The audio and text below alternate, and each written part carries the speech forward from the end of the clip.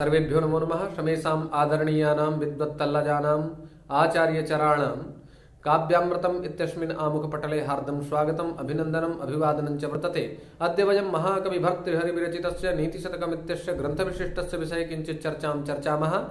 आज हम लोग महाकवि भर्तृहरि विरचित नीति शतकम के 17वें श्लोक के बारे में चर्चा करेंगे। प्रस्तुत इस श्लोक में महाकवि भर्तृहरि जी कहते हैं कि ऐश्वर्य से मदोन्मत्त राजाओं, विद्वानों के समक्ष निरभिमानी होकर के वास करना चाहिए। इस भाव का उपदेश करते हुए कहते हैं, अधिगत परमार्थान् पंडितान् मावमंस्थाः तृणमपि लघु लक्ष्मीर् नैव तान् संऋणद्धि अभिनव मदलेखा श्याम गण्डस्थलानाम् न भवति विषतन्तुर्वारणं वारणानाम् न भवति विषतन्तुर्वारणं वारणानाम्। अर्थात अधिगत परमार्थान,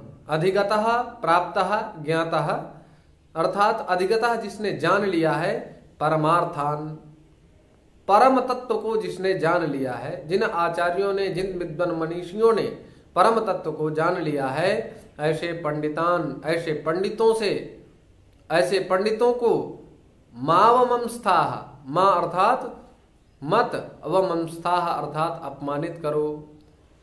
जिन आचार्यों ने उस परम तत्व, परमात्म तत्व को जान लिया है, ऐसे आचार्यों को कभी भी अपमानित ना करो। क्यों?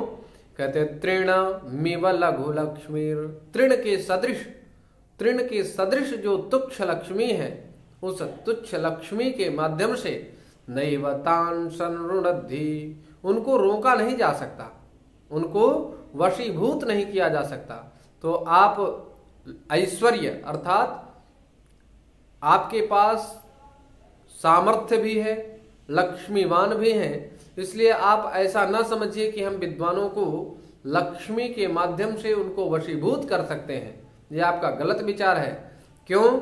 कहते अभिनव मदलेखा, अभिनव, अभिनव मदलेखा अर्थात नवीन मद जल रेखा, जो नए नए प्रौढ़ावस्था युक्त जो करिशावक होते हैं, अर्थात हाथी के जो बच्चे होते हैं, उनको कभी भी कहते हैं नवीन मद जल रेखा से युक्त, जो अभी अभी नई अवस्था को प्राप्त किए हैं, ऐसे जो जवान हाथी हैं, ऐसे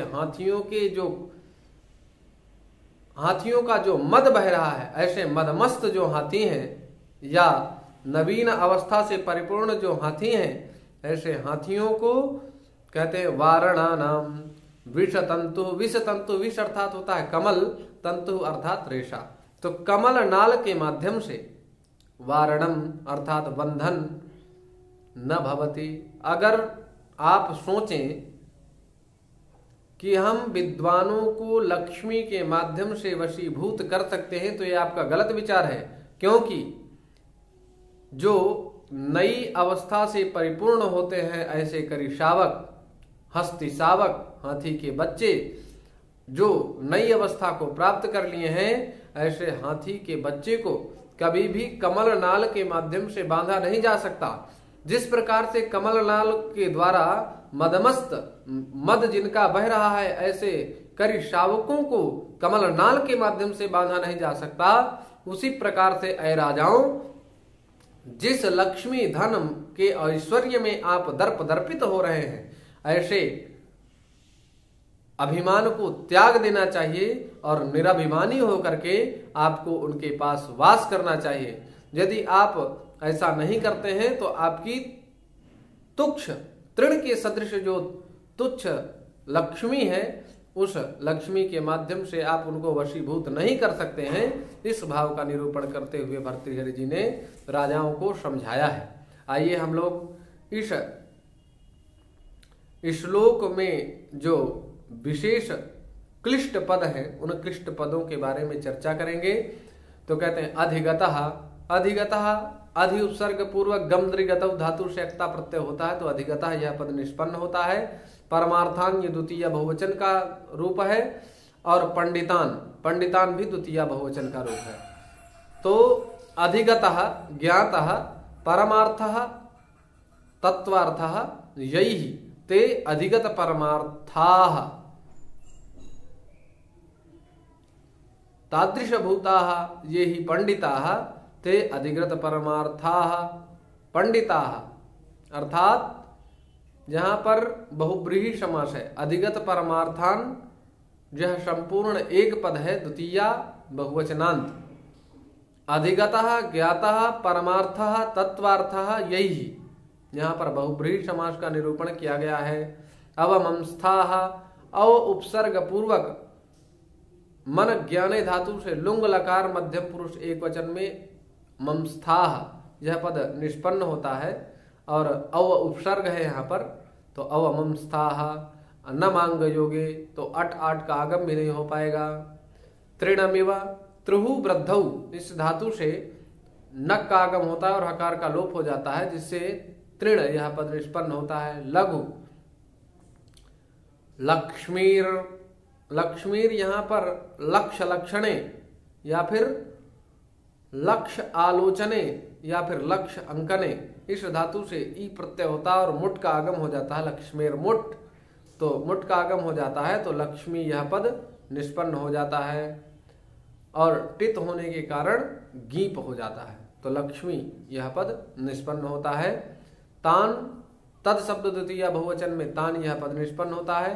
संरुद्धि समुपसर्ग पूर्वक रुधिर आवरणे धातु से लट लकार प्रथम पुरुष एक वचन में रुद्धि यह पद निष्पन्न होता है। अभिनव मदलेखा श्याम गंड स्थलानाम यह संपूर्ण षष्ठी बहुवचनांत पद है, तो कहते हैं अभिनवा नवीना या मदलेखा। अभिनवा नवीना या मदलेखा तया श्यामानि कृष्णवर्णानि गंडस्थलानि कपोलभित्तयः येषाम्।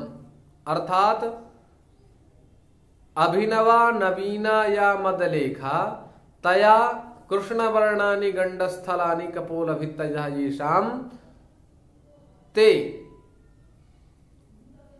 अभिनव मदलेखा श्याम गंडस्थलाः अतेषाम् अभिनव मदलेखा श्याम गंडस्थलानाम। यहाँ पर षष्ठी एक वचनांत पद का, षष्ठी बहुवचनांत पद का निर्देश किया गया है।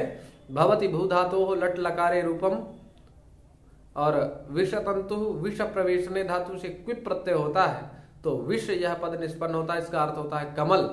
और तंतु तनु विस्तारे धातु से तुन प्रत्यय होता है तो तंतु यह पद निष्पन्न होता है। विषः तंतु विष तंतु यहाँ पर षष्ठी तत्पुरुष समास है। वारणम व्रींग संभक्तौ धातु से ल्युट प्रत्यय होता है तो वारणम पद निष्पन्न होता है और वारणानाम व्रींग संभक्तौ से ल्युट प्रत्यय करने के उपरांत षष्ठी बहुवचन में वारणानाम ऐसा पद निर्देश होता है। तो वारणानाम अर्थात करिशावका नाम या अभिनव मदलेखा नाम गजानाम। और यहाँ पर इस प्रकार से विविध पदों का निर्देश किया गया है। तो हम लोगों ने इस श्लोक के विभिन्न पदों के बारे में चर्चा कर चुके हैं। आशा है आप लोग जरूर लाभान्वित हुए होंगे। जहाँ कहीं भी आप लोग संदेहग्रस्त हों कमेंट के माध्यम से हमें सूचित कर सकते हैं। आज यहीं तक, शेष चर्चा द्वितीय सत्र में। तब तक के लिए नमो नमः। नमो।